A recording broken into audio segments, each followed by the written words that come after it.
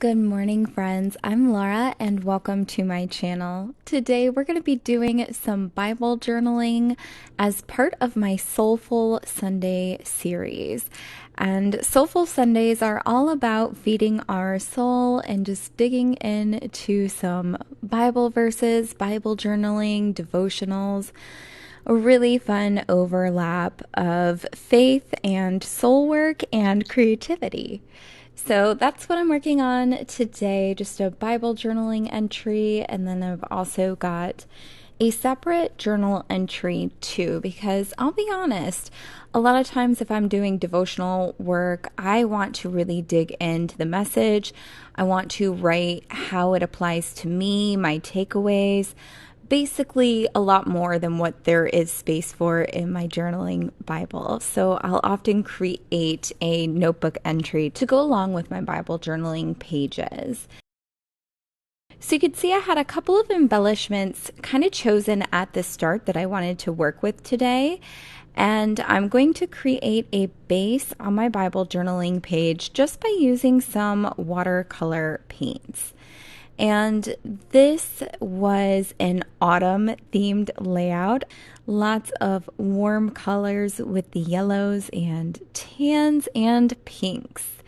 And I'm trying to create a background that's just really soft and flowy and something that's going to really fade once I'm working on the foreground. And I think I accomplished that. Once this watercolor dries, it does look really soft and flowy and beautiful. I am also taking a little bit of paint to my printable here. I had a coffee cup from Illustrated Faith printable, and I just thought the coffee wasn't a dark enough color. So I add a little bit of brown watercolor to that part as well. Then I flipped through my Bible because I knew I had some leaves in there. I had grabbed some beautiful autumn leaves that had fallen from a tree, and I pressed them into my journaling Bible because it was the thickest book that I had, and I wanted to help these leaves dry flat. So I had them somewhere in the Bible, and I just had to keep flipping through until I found them. And I finally did, and they're going to get added to this page as well.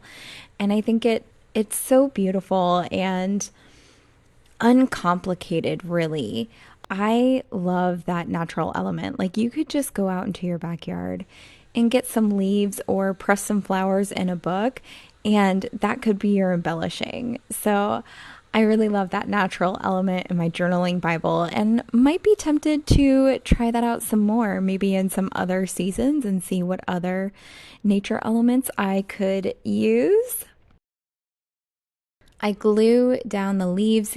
I'm also going through my sticker book here for some different embellishments. I found a leaf sticker and some beautiful gold or rose gold star foiled stickers. And then I've got another Illustrated Faith printable as well. In addition to the coffee cup, I've got this cute little pink and red quote that says, "To everything, there is a season." The season I was in when I created this Bible journaling page was one of the most challenging seasons I have ever been in. And that's kind of the theme of this page, or this Bible journaling entry, and the corresponding notebook entry. It's about reminders I need to get through this season. I'm going to keep embellishing this page, also adding some journaling and some different weighted pens, both thick pens for my Bible verse and then some thinner ones for my prayer and my reflection on the verse. Looking at 1 Corinthians chapter 1, it's verses 4 through 9.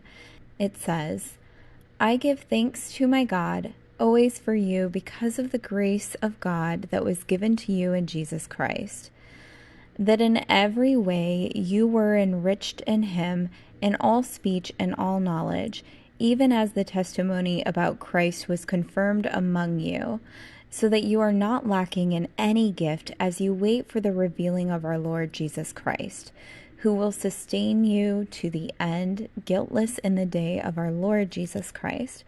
God is faithful, by whom you were called into fellowship of his Son, Jesus Christ our Lord. And I kind of wrote a condensed version of that and highlighted the part that really stood out to me. And the part that stood out to me is the weight. So the way that I usually look at verses like this is that we are promised eternal fulfillment in the afterlife. But life on earth can be very challenging, very difficult. We are not promised that it looks fulfilling or happy or pleasant all the time. There are really difficult things that we go through in our lifetime. And I loved this verse because it reminded me that we aren't just here abandoned waiting for Jesus to come back or waiting for the day we're reunited with God. We are actually promised that in the wait, he gives us gifts, that we are not lacking in any gift as we wait for the revealing of Jesus, that even in our earthly life, we are enriched in him and we are sustained by him, and that we do have gifts given to us from him to help us get through this life.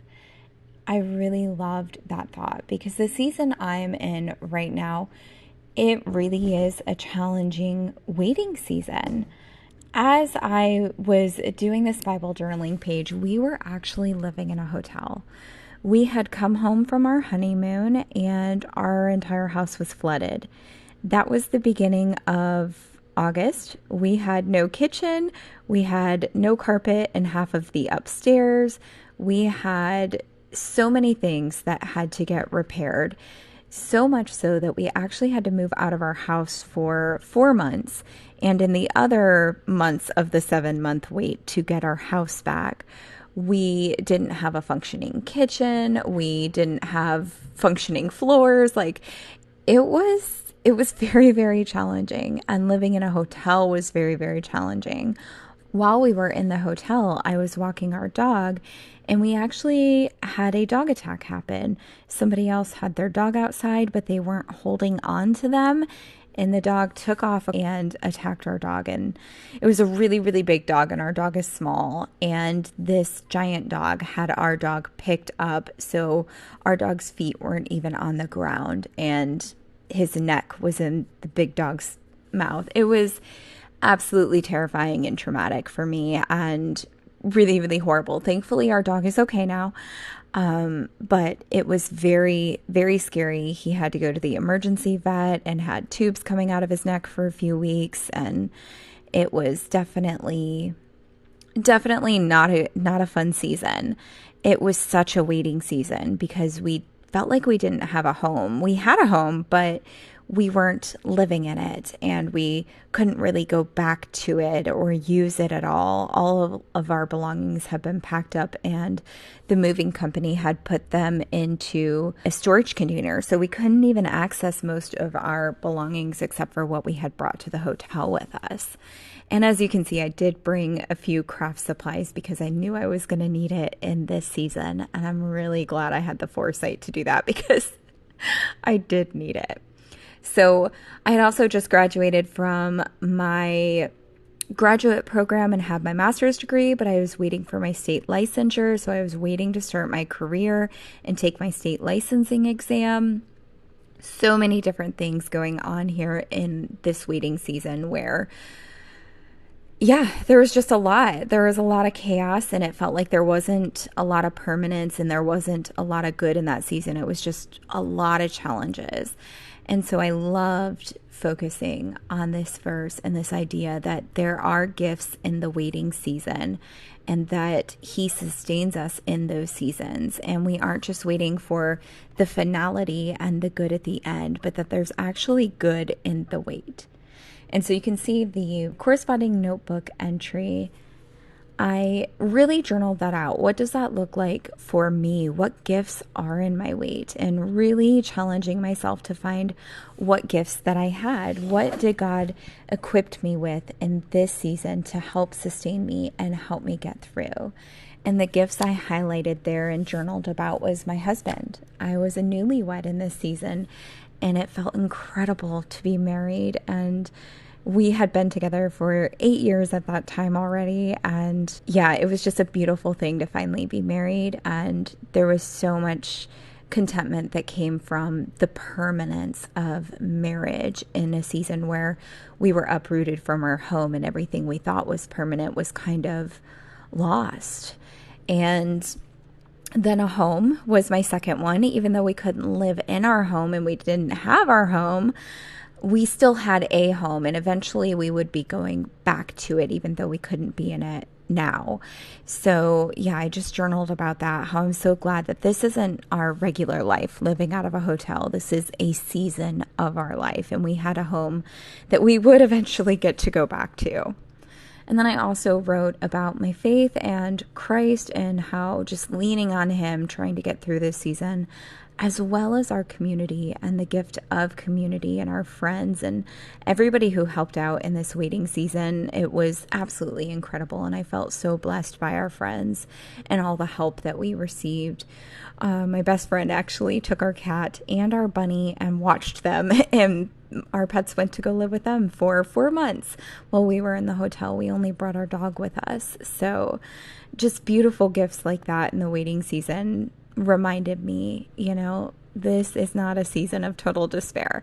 There's so many beautiful gifts in the season, and they really showcase God's love and presence with us, even in challenging seasons. I hope you have enjoyed this process video with me, and I hope it gives you some encouragement if you find yourself in a season that is challenging or a wait to get to the season that you're really hoping for. I hope this encourages you, and I hope you have a beautiful Sunday. I will catch you in the next video. Bye, friends.